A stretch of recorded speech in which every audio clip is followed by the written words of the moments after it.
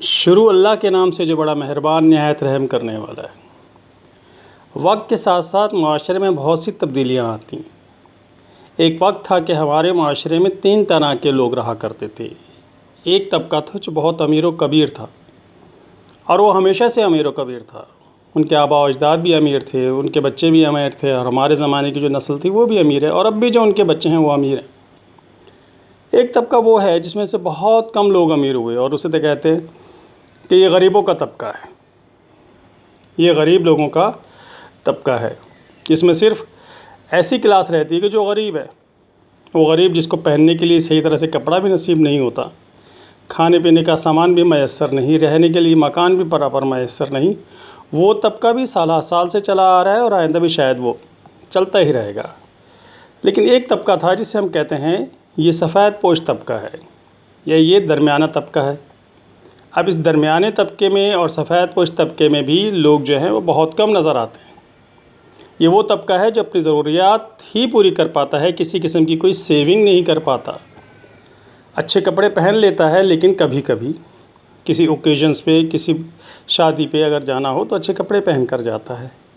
लगता है कि हाँ यार ये लोग अपना गुजारा अच्छे तरीके से कर रहे हैं।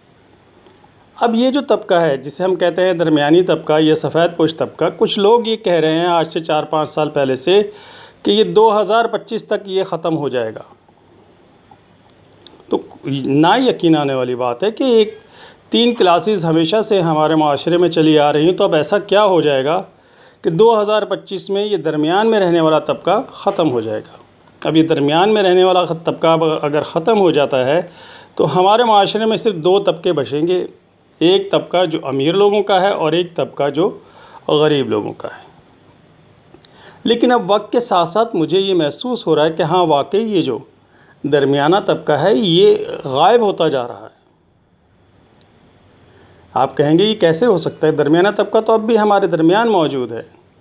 लेकिन ऐसा नहीं है, क्योंकि जो कोशिश, जो जद्दोजहद ये दरमियाना तबका गुर्बत से बचने के लिए कर रहा है और अपने आप को एक एलीट क्लास में दाखिल करने की कर रहा है, वो अब उनको तमाम सहूलतें मैसर हैं कि अगर वो थोड़ी सी कोशिश करें तो वो अपना इस स्टेटस जो है जिसे हम दरमियाना तबका कहते हैं उस स्टेटस से निकल सकते हैं।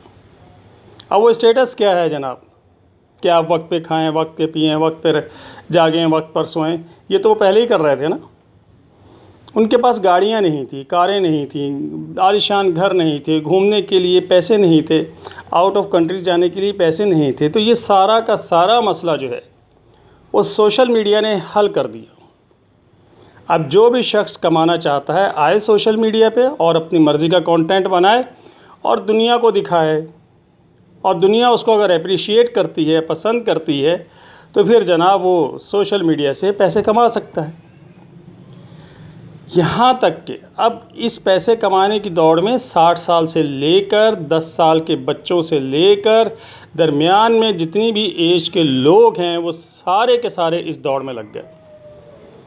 इस दौड़ में लगने के बाद बहुत से लोग जो हैं वो कामयाब हुए हैं और बहुत से लोग अभी कामयाबी की तरफ जा रहे हैं और कुछ कामयाबी के लिए हाथ पांव मार रहे हैं। एक प्लेटफॉर्म आया पाकिस्तान में टिकटॉक के नाम से और उसमें कुछ लाइव प्रोग्राम भी हुए, कुछ वीडियोस भी अपलोड होती रहीं।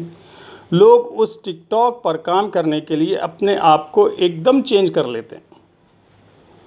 हमारे नौजवान नस्ल में जब देखा गया कि जनाब टिकटॉक पर जो भी लड़का या लड़की आती है वो बड़ी फेमस हो जाती है और उसके फेमस होने ही की वजह से उसको पैसे दिए जाते हैं, तो लड़कियों ने एक रश कर दिया टिकटॉक पे और मुख्तलिफ़ किस्म के कुछ भी नहीं करना, जो वाहियाती, जो बेगैरती उन्होंने दिखाई है टिकटॉक पर कि वो ना समझ में आने वाली बात है। मुझे हैरत होती है उनके माँ बाप पर कि जो माँ बाप अपनी बेटियों को इस तरह का कंटेंट बनाने के लिए बाहर भिजवा देते हैं, जो अपने घर में भी बना रही होती है तो सिवाय वाहियातियों के और कुछ नहीं होता। और जितना वल्गर कंटेंट होगा, जितना वाहियात कंटेंट होगा, उतने ही ज़्यादा फॉलोअर्स होते हैं और उतना ही ज़्यादा पैसा मिलता है।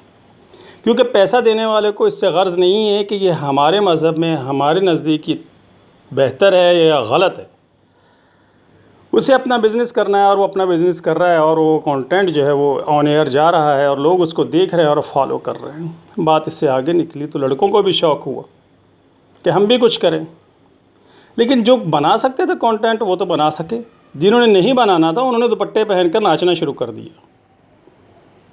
नाचना भी इस तरीके से कि आपको देखकर गुस्सा तो शायद ना आए, लेकिन आपको एक बेबसी नज़र आती है हमारी इस कौम की कि देखो यार, अच्छे खासे मर्द हैं, अल्लाह ताला ने उन्हें मर्द बनाया है, और वो मर्द जो है वो औरतों जैसे कपड़े और औरतों जैसे दुपट्टे पहनकर नाच रहे हैं, गा रहे हैं, वल्गर हरकतें कर रहे हैं।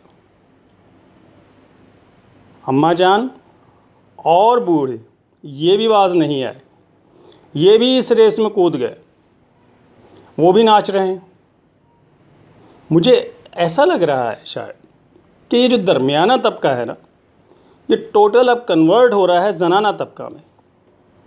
क्योंकि देखिए, ये तबका वो है कि जो बेचारा कोशिश करता था कि एक बाइज़्ज़त तरीके से इस माशरे में अपनी ज़िंदगी गुजारे, लेकिन जब ये कंपटीशन आया और अपॉर्चुनिटीज़ आईं, चाहे वो अच्छी थी या बुरी थी, तो हमारा दरमियाना तबका भी उसमें कूद पड़ा और उसने वो तमाम हदें पार कर दी, तमाम हदें पार कर दी कि एक बाज़ारी इंसान, ख्वाह वो मर्द हो या औरत हो, वो जो कुछ करे, ये सब का सब अब जो है हमारे दरमियाने तबके में हो रहा है। अब आप ये कहेंगे कि जनाब दरमियाने में नहीं, गरीबों में भी हो रहा है, अमीरों में भी हो रहा है। जी हाँ, उसका रेशो निस्बतन बहुत कम है। अमीर क्यों ये कंटेंट बनाएगा, क्यों क्रिएशन करेगा? क्योंकि अमीर को तो हर चीज़ अवेलेबल है ना, उसके पास तो हर चीज़ अवेलेबल है। गरीब के पास इतना सेंस नहीं होता, इतना टाइम नहीं होता कि वो कंटेंट क्रिएट करे। मेरा अपने माशरे में रहने वाले तमाम लोगों से एक रिक्वेस्ट है कि कंटेंट क्रिएट कीजिए, अच्छा कंटेंट क्रिएट कीजिए, इस्लाही ना कीजिए, बेशक तफरीही वाला कीजिए, लेकिन अपनी ज़ात की नुमाइश ना कीजिए, अपनी जिन्स तब्दील ना कीजिए।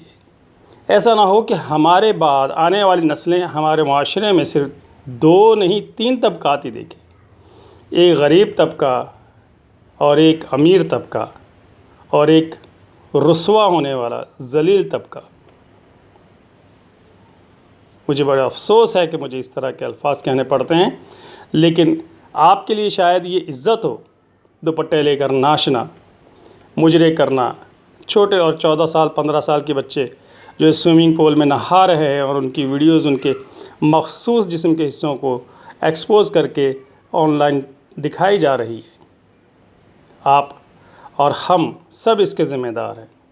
हम अपनी ख्वाहिशात को पूरा करने के लिए इस डगर पे चल पड़े हैं कि हमारे लिए अब जिस्म, हमारी गैरत, हमारी इज़्ज़त कुछ भी नहीं रही।